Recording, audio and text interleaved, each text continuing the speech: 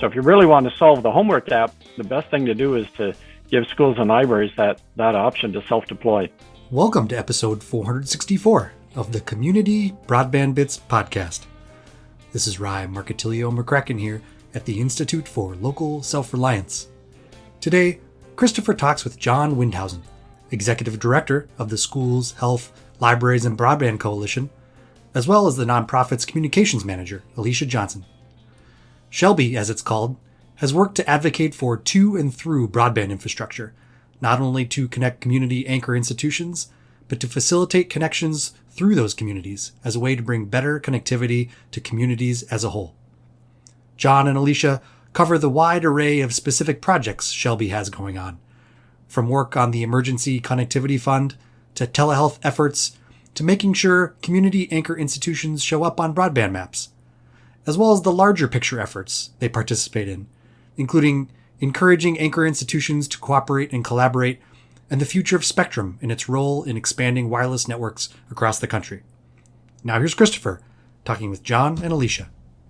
Welcome to another episode of the Community Broadband Bits podcast. I'm Christopher Mitchell at the Institute for Local Self-Reliance in St. Paul, Minnesota. And today I'm speaking with a wonderful organization with the executive director, John Windhausen from Shelby, the Schools, Hospitals, and Libraries Broadband Coalition. Welcome to the show, John. Thanks, Chris. It's great to be here. And we also have Alicia Johnson, the communications manager from Shelby. Welcome. Hi, thanks for having us. Yes, this is something I wanted to do in 2019, and then we just never got around to it. And lo and behold, we're going to have, unfortunately, some of the same things we would have talked about then, but we can talk about progress we've made since and what we're still working on. But for people who weren't there at the founding, what is the Schools, Hospitals, and Library Broadband Coalition? What is that? Well, we're a nonprofit public interest group, and we were formed in 2009 because we're now almost 12 years old, actually. We were formed in order to be a strong advocate and a voice for anchor institutions in public broadband circles. And the reason is that the traditional industry tends to divide the world between business and residential. And they leave out the needs of the schools, the libraries, the healthcare providers, the community colleges, public housing, all of those critical institutions that aggregate a lot of people and serve the public interest. We're their advocate. We try to make sure that they're not forgotten and left out of these broadband policy decisions. And I think I may have used the wrong name. Was it originally the hospitals, or did I just always remember that incorrectly? We're actually Schools, Health, and Libraries Broadband Coalition. So we focus on not just hospitals, but also a lot of those rural health clinics that especially need broadband. And we've seen through this COVID pandemic why getting broadband to those health clinics is so vitally important. Yes, I want to make sure I got that right. Was it hospitals in 2009, or was it health then too? And I've just always gotten it wrong. It's always in our name. It's always been health. Well, there you go. I should just pay more attention. It includes hospitals and health clinics and anyone providing telemedicine. Cool. Yeah. No, I think the organization in my mind was also. It was instrumental because that was the time when the federal government was going to try to figure out how to improve connectivity to these community anchors. And there was no one really that was ready to step up. There's organizations that do great work in each of these fields, but there was a need for an organization like yours to sort of centralize that message with a focus on broadband for all of them. Well, that's exactly right. I mean, the American Library Association does a great job for libraries, and COSN and CETA do a great job for schools and others for health, but nobody really brings those sectors together. And with the private sector industry and state broadband officials, consultants, so we try to be that kind of melting pot that brings all of these different diverse sectors together to figure out common sense solutions to these broadband problems. Now, let me ask Alicia, what does that actually mean? So if I ask you, all right, so I understand the reason for Shelby's existence. What does it actually do on a regular basis? Well, we're taking a look at the various funding opportunities, the various broadband policy talk from the FCC, the White House, and Congress. And we're reminding them, hey, I see you're talking about residents. I see you're talking about businesses. But how about the schools and libraries, the public housing authorities? So we just want to make sure that anchors are always being included in these policies because you really cannot leave them out. They are the cornerstones of any healthy community. And it's just vital in this 21st century for them to have broadband access. So we try to make sure that the people who are making broadband access happen don't forget about these important institutions. I think one of the ways that you do that very well, specifically, John, when we're at conferences and the focus is just acting as though the world is filled solely with residents and businesses, you will often stand up and remind people, we have these institutions that are an important part of our lives that we really need to also consider in this work. So I think y'all do a good job of that. Let me know, what are your like key priorities right now that you're working on? Well, I'd be happy to talk about that. Let me just provide one additional framing reference point so that the audience understands where we're coming from. So we have a little turn of phrase which we call to and through. So our mission is to build broadband not just to the anchor institutions, but have that be open to interconnection so that it can also be used as a jumping off point to serve the residential consumers around them. So that's what also makes us a little bit different from a lot of other groups that are just focused on the school building or the health building. We actually want everybody to have broadband, the anchor institution and the residential consumers. So we care very much about extending high-speed broadband to homes as well, and also making that affordable. For instance, with rural healthcare, we're big supporters of the FCC's rural healthcare program. And we were doing this work before the pandemic, but now it's even more important that we've gone through that. But the program is desperately underfunded. It's the smallest of the 4 Universal Service Fund programs that the FCC administers. And unfortunately, it should be treated equally with E-rate. But right now, E-rate gets about 5 times more funding than the rural healthcare program does. And that's nothing against E-rate. We're strong supporters of E-rate too, but it does show the disparity in funding that we are trying to equalize. So we are working with the FCC to improve the processing delays with rural healthcare applicants.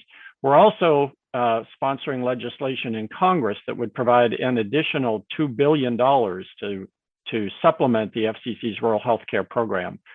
So those are a couple of things that we can do, but our big initiative lately has been the Emergency Connectivity Fund that Congress passed, that $7 billion. That's also a big initiative of ours that we strongly support. And I'll let Alicia talk about that because she just managed this fabulous workshop last week. Well, I can't take full credit, of course. John did a wonderful job putting together the program. And what really made it possible is that we had over 20 different speakers, many of whom were experts in E-rate. And then we also had some of the policymakers engaged in making the Emergency Connectivity Fund happen. So we're really hoping to see schools and libraries make the most of this opportunity because it's really historic. And I don't know if you've discussed it on here before, Chris, but never before has there been such funding allocated for schools and libraries to connect the communities they serve off campus. And so it's just a very exciting opportunity and something that Shelby has really been driving for ever since the pandemic began. And even before that, when in, I believe, 2016, a school district filed a petition to try to connect its students at home in Boulder, Colorado. We've been trying to push for opportunities like that because the schools and libraries and other anchors are really in the best position to help connect their communities and those without internet at home. And as we've heard our wonderful acting chairwoman, Rosenworcel, say, you cannot do your homework without internet in this era. And especially since the pandemic began, you can't do much at all without internet. And so we're really glad to see the FCC has begun this opportunity with the Emergency Connectivity Fund. But of course, it's a ton of new rules, and there's some items that we'd like some clarification on, just to make sure that everybody's able to obtain this funding and use it in the right way, and not go against the FCC's wishes. Yeah, John, if you want to provide a little bit of insight into that, I would be interested. I've been deeply disappointed in some of the rules. I think clearly you've had a lot of ideas for policy improvements that I think weren't taken up by the FCC, which has we live in a world in which the FCC doesn't want to tell someone that they don't get any piece of the loaf. So unfortunately, some of your good ideas were not embraced, ones that I shared with you. But what clarifications are there out there that you'd like to address? Well, that's right, Chris. We were a little disappointed that the ECF rules didn't make it easy for schools and libraries to deploy their own wireless networks. And I know that's an issue that you've been working on, and we've been working on too. The advantages of CBRS spectrum are just tremendous. And what we found is that schools are increasingly looking at deploying their own private LTE networks. And as Alicia said, Boulder Valley, Colorado started this trend even before CBRS came on by putting a contracting with a wireless internet service provider, and they agreed to put antennas on the roof of the building, of the school building, and broadcast out wireless internet service. And they made it available for free to low-income consumers, which we just thought was a fabulous opportunity. And the company, the WISP, was willing to do that because they were getting free access to the school building infrastructure. And fiber. Yeah. Yeah, because they built the fiber without using E-rate dollars. Exactly, that's right. So we really want to, this is very consistent with our to and through mission. And so we really see this as a great opportunity to foster this kind of technological approach that can often be more efficient and more cost effective or cheaper than some of the incumbent providers. But unfortunately, the congressional legislation that created the ECF program really focused on funding hotspots and cable modem services, which are the two primary technologies used by the incumbents. And when we talked to Capitol Hill to say, look, could you loosen that up to give schools more authority? The Hill folks said, well, we'll leave that to the FCC to figure out. And then when we went to the FCC to say, can you make that more liberal for schools and libraries? They said, well, Congress didn't tell us to do that, so we're not authorized to do that. Well, I think they are authorized to do that, and but it was unfortunate that Congress wasn't more clear. But anyway, if there's more funding coming down the pike, we hope that more funding flexibility is made available. Right now, the rules say you can only self-deploy if there's no other commercial provider in that market.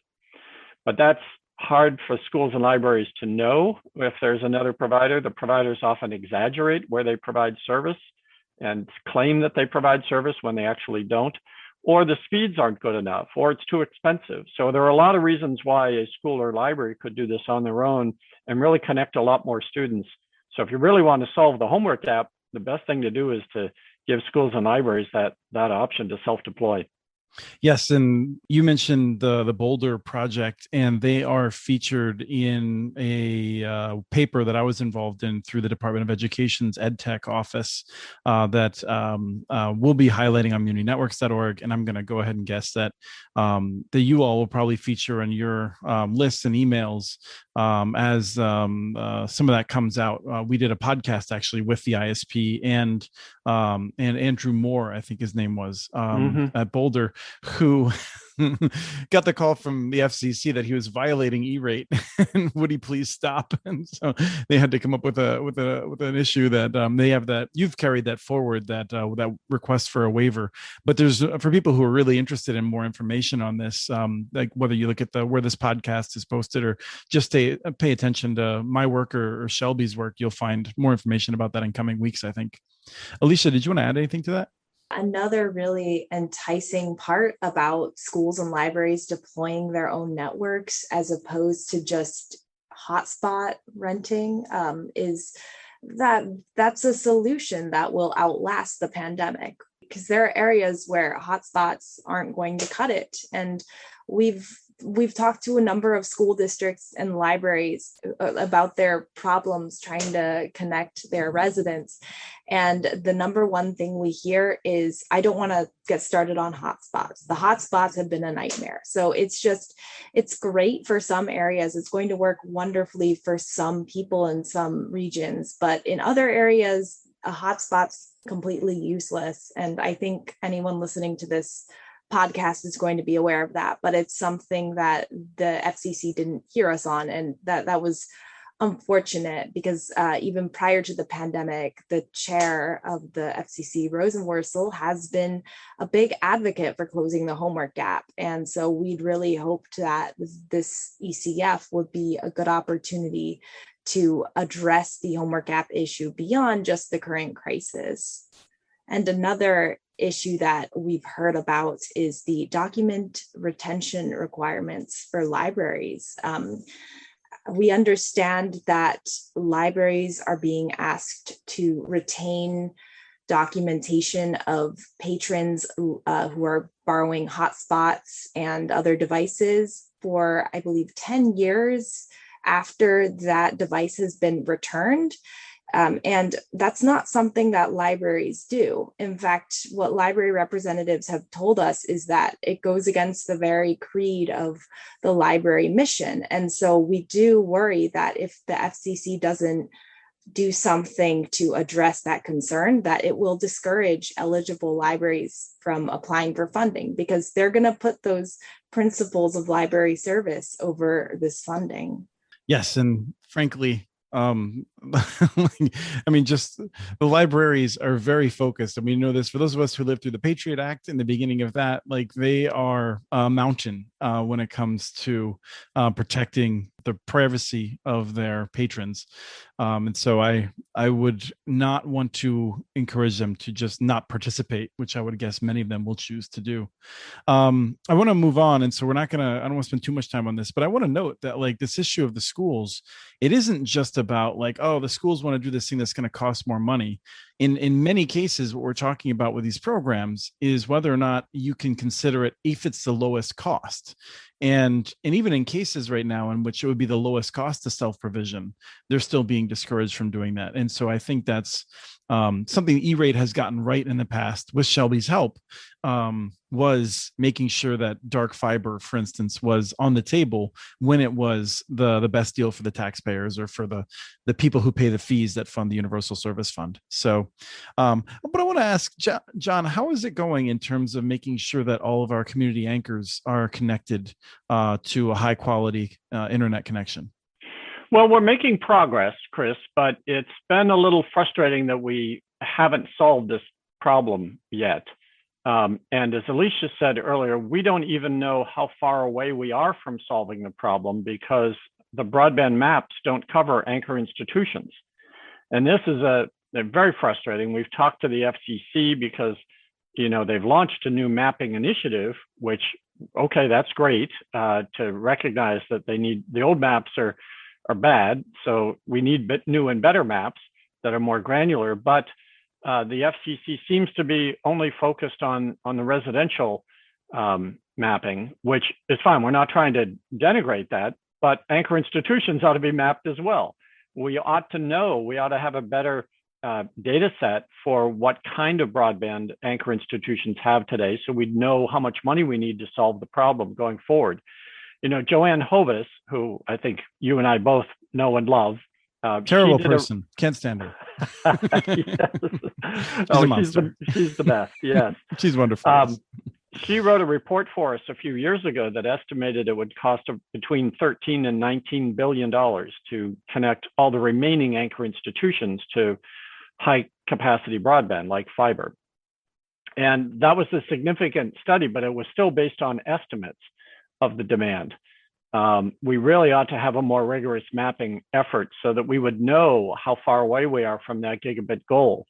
fortunately, we are seeing some legislation in Congress that would really take the initiative to really identify that funding is going to be made available for anchor institutions to get gigabit connectivity. In fact, there's a new broadband bill that's going to be reintroduced tomorrow that will provide another $40 billion in broadband funding. And it specifically says that anchor institutions are eligible if they don't have gigabit capacity.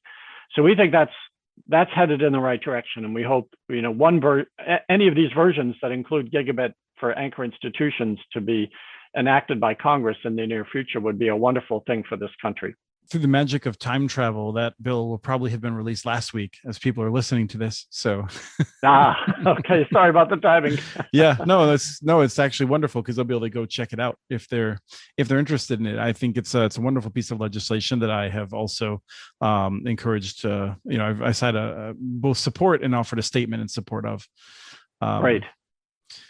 Alicia, were you going to jump in? Go ahead. I just wanted to add that what is inspiring to see is the number of states that have been doing their own mapping projects that do include anchor institutions. I know that Simmons University, Colin Rhinesmith, I believe, has done some really great work mapping library broadband. And I know that Pennsylvania has also been doing a great job. So I just encourage people to go look into this state level work, and Shelby really hopes that one day we can find a way to unite all of these various mapping efforts into something that is useful in determining where we are with anchor institution connectivity.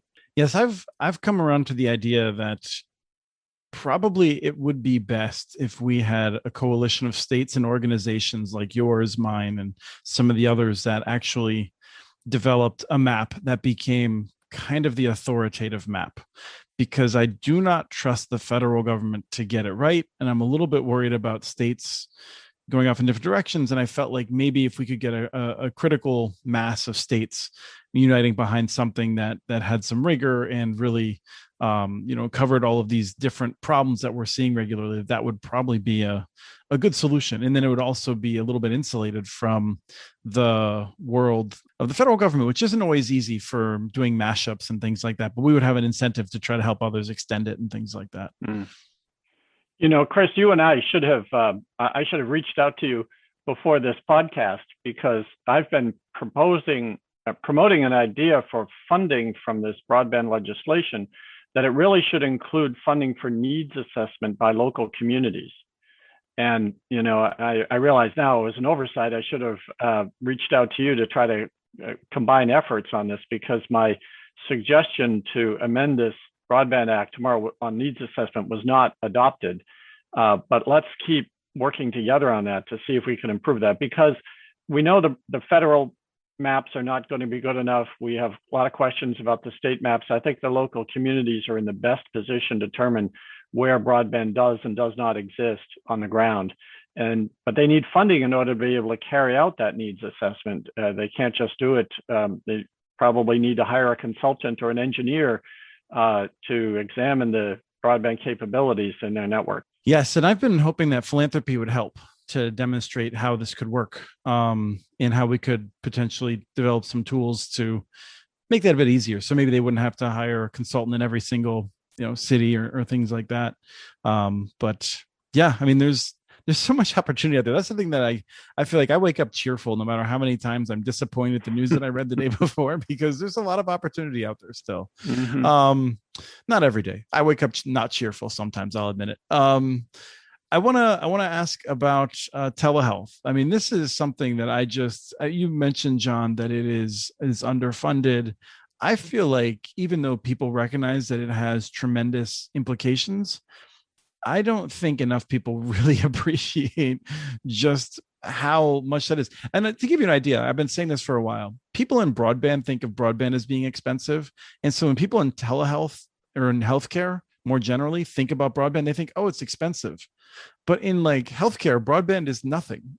Like if you went to a hospital and said, oh yeah, the cost of keeping that patient to have a home connection is going to be maybe it'll be $500 to $1,000 per year. The hospital will be like, what? Like, that's what it costs for them to spend a night with us. Like, Mhm. it costs like a Mhm. fraction of that to like have them have internet access for a year with like some devices. Even you could like still save money over like what it costs. And so I feel like it's this issue in which like it makes so much sense to improve healthcare with broadband and just take a portion of the savings we can get from healthcare, and we can do a heck of a lot in broadband. But let me ask you just more broadly, rather than going off in this flight of fancy. What are your priorities? What are you working on right now in telehealth? We've got like three different tracks of work on telehealth that we're trying to do simultaneously. So one track is that the application process for the FCC's rural healthcare program is really not operating at an optimal level. In fact, it's been getting a little bit worse over the last few years, which is incredibly frustrating because that's exactly when it should be increasing and improving given the COVID pandemic. But of course, it's been difficult for the FCC and USAC because for a couple of reasons. One is that the demand is just going through the roof. And if you can just imagine how many people now are using telemedicine, there are some reports that the number of telemedicine visits has grown like 900% higher than it used to be 2 years ago. So it's an enormous demand requiring much greater bandwidth. And to its credit, Congress did try to address this by allocating some separate money to the FCC. First, it was $200 million in the CARES Act, and then another $250 million that they gave to the FCC for telehealth. And the FCC actually did a good job of administering that money, but that's one-time money. Well, two-time money, I guess, to be accurate. The rural healthcare program is ongoing. Unfortunately, the demand has been more stable for that because people find the application process so difficult and time-consuming and frustrating. I mean, here we are in June of 2021 when some applications that were submitted in May of 2020, over a year ago, still haven't been ruled on yet by USAC. So that really discourages participation in the program. So we're working with the FCC and USAC to improve the application processing times. We're also working with Congress to appropriate that $2 billion in additional funding that I mentioned earlier. And then third, we're also working with the FCC, talking to the FCC about how to improve the rural urban database that is used to calculate the rural discount for rural healthcare operators that operate in the telecommunications program. So there's multiple fronts that we're working on, but it's all towards the same goal of upgrading the bandwidth available for these rural health clinics. And oftentimes the best way to get them higher quality medical care or telemedicine is to connect those rural health clinics to the urban hospitals so they can exchange information, electronic medical records more cleanly. But right now we hear examples where a rural health clinic can't exchange medical records and do electronic monitoring of patient care at the same time because they just don't have enough broadband capabilities. So that's really limiting the quality of healthcare, especially for rural communities where people are older, they're sicker, and they have less income in rural markets. So that's where it's really needed. Not to mention that those areas also are the ones without hospitals. And so that health clinic, it's the only resource for these people in this area. And I don't know if you're interested in exploring the COVID-19 telehealth program, but there was some disappointment in the way that the funds from that were dispersed for the CARES Act, from the CARES Act specifically. Like, for example, the states that received the most funding correlated with the COVID-19 outbreaks, which of course it makes sense when you think about it. But the thing is that meant that the funding went to areas where there actually was less need for broadband funding. And the sparse areas like Alaska, which is notorious for its tricky healthcare situation, given how rural it is and how much more expensive broadband is there, Alaska did not get anything. So there was just some disparities there that were really disconcerting, and we're hopeful that that was a learning experience. Yes, I was expecting you to say they did not get as much as it should have. Not it got nothing. I mean, that's one of the things I know Shelby's had members in Alaska for a long time. And so I know that you don't forget that Alaska is an important state to that has a lot of needs from libraries, schools, or healthcare facilities. So, John, one of the things that I really appreciate about you is the fact that I feel like the road of broadband is littered with people who have tried to touch contribution reform and got electrocuted, or at the very least, were just deeply disappointed that they weren't able to make a bigger dent. And this is this issue of how big is the Universal Service Fund? How is it funded? How can we keep it sustainable to make sure it matches with the need, and a variety of other things? Because I think everyone agrees it is on an unsustainable course. It has been for some time. And so I want to, as we talk about contribution reform for how we make sure we have money for things like E-rate and rural broadband and telehealth. Why is this something that you want to move? Is it personally? I mean, like not just from Shelby's point of view, but you as a person can decide where you're going to do your focus, and you have a deep history of this stuff. So tell us a little bit about that. Thank you, Chris, for framing it that way, because I do feel pretty passionately about the Universal Service Fund. Before we get into the mechanics, which I will get into, but just if you look at the big picture, the whole purpose of our communications regulatory system is to make sure that communication services are affordable for everybody. And that's what brings this country together, is that that we can create subsidy mechanisms so that if you're benefiting from the communications network, you benefit more from the communications network if lots of other people are connected to those networks and you can interact with them. So for me, it's a real social equity issue. It's really one of the reasons I got into this field in the first place. I really feel like we ought to be democratizing our communications infrastructure so that individual consumers have more control and more say over how the communications networks are deployed. And they need to have these rights to be able to connect so that we're not just dealt the hand that we're played by the big multinational corporations.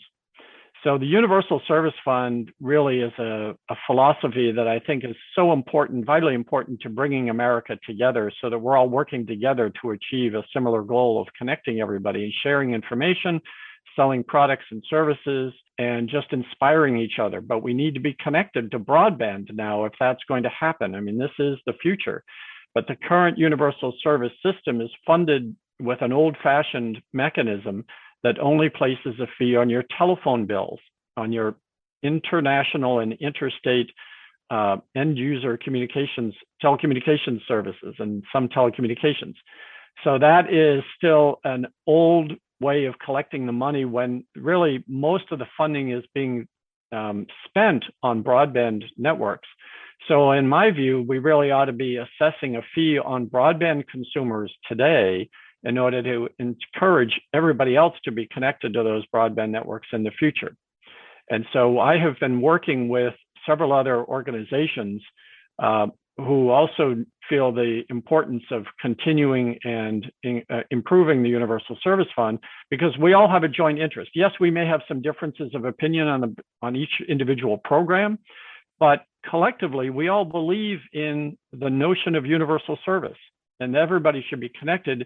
And so we ought to be, and we are putting together a proposal now that would stabilize the funding for the Universal Service Fund for the long run. Relying on Congress to fund the Universal Service Fund, in our view, is not a good, stable solution. I mean, just look how often Congress, shuts down the government or has sequestered funding where they take back funding that's always been appropriated. That is not a stable mechanism for funding communications networks going forward or connectivity for anybody. So we think the FCC is the proper body. I mean, this is one of the reasons the FCC was created, was to provide this kind of expertise and coordination for the whole country. But we just think that the existing funding mechanism the rate has been going up and up and up. And now it's around 31, 32% of your telephone bill. It's going to collapse. we can't keep that system in place, or the entire universal service fabric will disappear. The timing on this is really urgent. We need to solve this problem, and we are working with others to. We're willing to do that. We're putting our fingers on the electrical wire that electrocutes other people, but we're going to do it anyway because this is so important. I would love to just add here that I think John is really underplaying the coalition that he has built around this effort.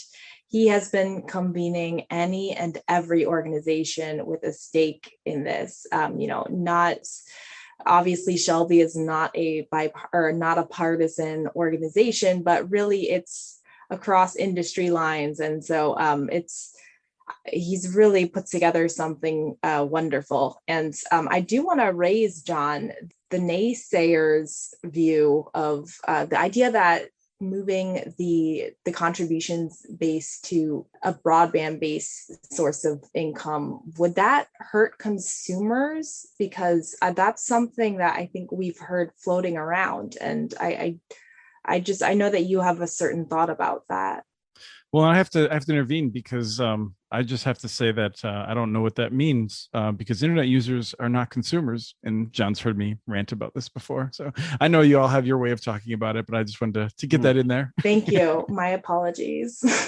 Well, that's a good point, Chris. And I think our view is that the current system is very unfair. And basically, it's people who are stuck with the old-fashioned telephone service that are bearing the brunt of paying for broadband connections. And some people are paying into the fund, other people are not paying into the fund, even though they use very comparable, similar services. So it's harmful to existing users / consumers / producers of content on broadband connections, and a system that equalizes the pain, if you will, would also lower the cost quite a bit. So for instance, our analysis shows that if you broaden the base of funding to include all broadband services revenues, that the percentage fee would drop from 32% down to less than 5% of your monthly bill. And so we think that is an acceptable and important value in reform, because it would just reduce the burden and spread the burden more fairly. Alicia, it was a very nice way of putting that. And I'm sure that some people make that argument with more seriousness than others. But I honestly think that the only reason we resist this logical way of paying for it is because we're like, I don't want to pay a tax on my broadband because I would prefer not to. I mean, we're talking about an amount that is less than what most of our broadband bills will increase over the next 2 years. Like, I'm already going to be paying that much more, or a lot more. I mean, heck, in December, my broadband bill could well jump like $20 or $30 a month as my contract with Comcast comes up. And so there's a rational sense in which people are like, I'd prefer not to pay another tax. But at the same time, with what John's saying, like, it's unfair. And it's unfair for a variety of reasons. It totally distorts the market. I mean, like, the companies pick and choose technologies based on not necessarily what's best for their network, but based on whether or not they can avoid paying a tax. And that's just bad policy.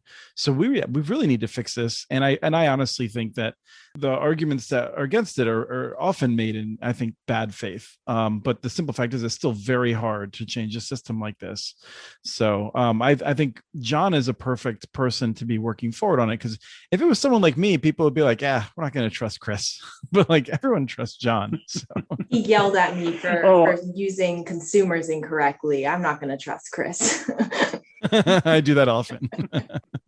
Well, this is good, and I do think it is very important that we have this mechanism for universal service, and that it is right-sized. We all know that Lifeline wasn't getting the job done, and we really need to fix all aspects of the universal service and make sure it can be funded well into the future. It'd be nice if we could just tax Facebook solely to pay for it, but I don't think that's going to happen, no matter how politically popular it would be in DC. So I welcome a serious discussion that Shelby's putting forward. Well, that's the thing. I mean, we're looking for realistic solutions that the FCC can adopt under its existing authority. Trying to go after Facebook and Twitter and Google and the other platform companies, as Commissioner Carr has recently suggested, that would take an act of Congress. And those platform companies will fight that to the death. So that is not a likely and realistic solution. So we're looking at solutions that the FCC could do under its current authority. Wonderful. Well, there's a lot of other things that you're working on. We'd love to have you back and talk more about some of these in depth. But thank you so much for your time today, and good luck with all this work. Thank you. Well, thank you, Chris. It's a great pleasure to be here with you, and look forward to continuing to work together with you. That was Christopher talking with John Windhausen and Alicia Johnson. We have transcripts for this and other podcasts available at muninetworks.org/broadbandbits. Email us at podcast@muninetworks.org with your ideas for the show. Follow Chris on Twitter. His handle is @CommunityNets. Follow muninetworks.org stories on Twitter. The handle's @muninetworks. Subscribe to this and other podcasts from ILSR, including Building Local Power, Local Energy Rules, and the Composting for Community podcast.